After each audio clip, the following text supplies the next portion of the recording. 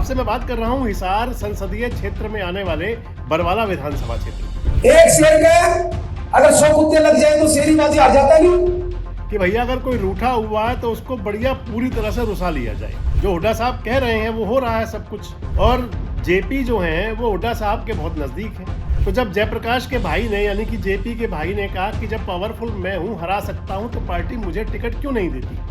जब मैं उसको हरा रहा हूँ हर बार, अच्छा, तो मैं ही दमदार हूँ ना, फिर तो मैं ताकतवर हूँ। ठीक बात। पार्टी ने मुझे टिकट देनी चाहिए थी। धुरंधर नेता जिनके पास है तजुर्बा, आज के नेता जिन्हें करके दिखाना है, कल के नेता जिनके हाथ है भविष्य की राजनीति। देश रोजाना करेगा राजनेताओं के साथ कल, आज और कल की बात। द सियासतनामा में हर शनिवार शाम 8 बजे।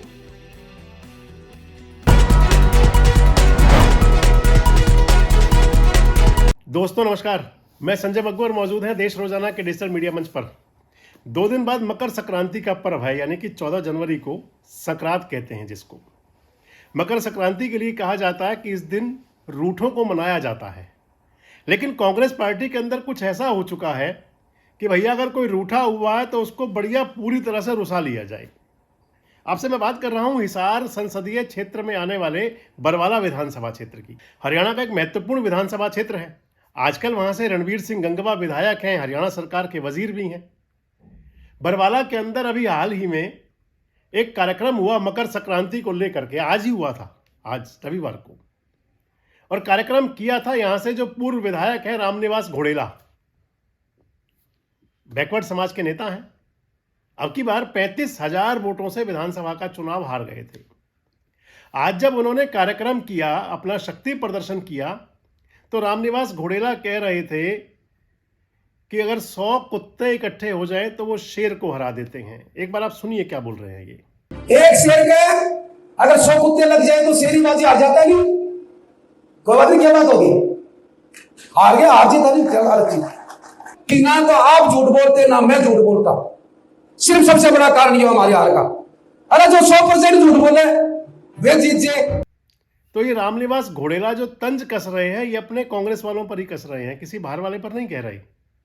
तंज कस रहे हैं यहाँ के सांसद हैं जो जयप्रकाश, जेपी साहब, जेपी पर तंज कस रहे हैं। और उसका कारण बता दूं आपको क्यों कस रहे हैं। जयप्रकाश के भाई हैं धीरा, यहाँ के पूर्व विधायक हैं। उन्होंने पिछले दिनों, उनका एक वीडियो वायरल भी हुआ, ऑडियो वायरल भी हुआ, और उन्होंने एक साक्षात्कार में भी कहा, एक वहाँ के बरवाला के न्यूज़ चैनल से कहा कि मैं ताकतवर हूं, पावरफुल हूं, जिसको चाहे हरा सकता हूं। आप धीरा को भी सुनिए एक बार। बार बार करे। हाँ, मैंने हरा दिया उसको। हाँ, जब मैं उसको हरा रहा हूँ हर बार, अच्छा, तो मैं ही दमदार हूँ ना। ठीक बात है, ये बात सही है बिल्कुल आपकी। फिर तो ताकतवर आप हैं। ताकतवर तो मैं हूँ। बिल्कुल, जो तो टिकट भी आपको मिलनी चाहिए। टिकट पार्टी की लेकर आ रहा है और मैं उसको हराने लग रहा हूँ बार बार, फिर तो मैं ताकतवर हूँ। ठीक बात। पार्टी ने मुझे टिकट देनी चाहिए थी। तो जब जयप्रकाश के भाई ने यानी कि जेपी के भाई ने कहा कि जब पावरफुल मैं हूं, हरा सकता हूं, तो पार्टी मुझे टिकट क्यों नहीं देती। मैं आपको बता दूं कि यहां से विधायक रहे हैं धीरा भी एक बार, बरवाला से, और इंडिपेंडेंट विधायक बने थे उस समय वो। रामनिवास घोड़ेला की अगर बात करें तो रामनिवास घोड़ेला साहब यहां से 2009 में विधायक थे। उसके बाद से वो चुनाव, जो उनकी स्थिति रही, वो चुनाव हारते रहे। पिछले दिनों घोड़ेला साहब के लिए बात चली थी कि वो इंडियन नेशनल लोकदल में जा सकते हैं।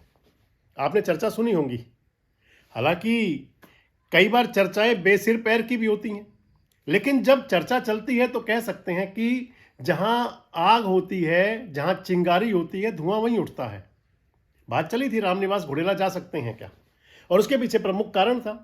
अगर आज देखें कांग्रेस के अंदर तो हुड्डा साहब आज भी सर्वे सर्वा हैं। जो हुड्डा साहब कह रहे हैं वो हो रहा है सब कुछ।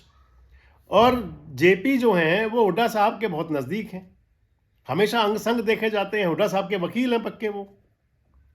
और जब सांसद यानी कि वहाँ के जो सांसद हैं जयप्रकाश जी, जब वो हुड्डा साहब के, दीपेंद्र हुड्डा के नज़दीक हैं, उनके बिल्कुल नवरत्नों में हैं, तो फिर उस स्थिति में रामनिवास घोड़ेला को परेशानी वाजिब भी है, हो सकती है। वैसे रामनिवास जी को माना जाता है कि वो कुमारी सैलजा के समर्थक रहे। उनको जो टिकट भी मिली, बताते हैं उसी खाते से मिली थी, उसी कोटे से ही, और चुनाव वो हार गए 35,000 वोट से, छोटे मोटे भी नहीं थे। लेकिन अब जो वो कह रहे हैं कि एक शेर को 100 कुत्ते मिलकर के हरा देते हैं। आपने सुन लिया था ये बात। ये इसलिए मैंने कहा था कि चाहे हो कुछ भी, कांग्रेस वालों के अंदर एक जो चल रही है इस समय, जो रार है, वो इस कदर है कि कोई पर्व हो, कोई मौका हो, चूकते नहीं एक दूसरे पर निशाना साधने से। वैसे होता सब जगह है, कांग्रेस में कुछ ज़्यादा है। अब जब इस प्रकार की बात चली तो फिर आप समझ लीजिए कि मकर संक्रांति की जो उनके तिल होंगे उनके अंदर मिठास तो भरेगी नहीं, कड़वाहट जो घुली हुई है वो और बड़ी होगी, और जो मनाने का पर्व है उसके अंदर रूठने वाली और मजबूत दीवार बन जाएगी एक प्रकार से। आपको क्या लगता है, आप क्या समझते हैं, रामनिवास घोडेला जो कह रहे हैं, क्या इससे कहीं आगे चल करके कोई गुंजाइश है इनके एक किसी के होने की?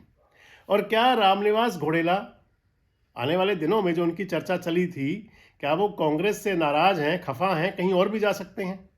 और एक और बड़ी बात आपसे बताऊं, रामनिवास घोडेला अपने कांग्रेस के अंदर भी उच्च संपर्क बनाए हुए हैं, अगली वीडियो में शेयर करूंगा, उनका उसे क्या परिणाम मिल सकता है, कमेंट बॉक्स में जरूर बताएं।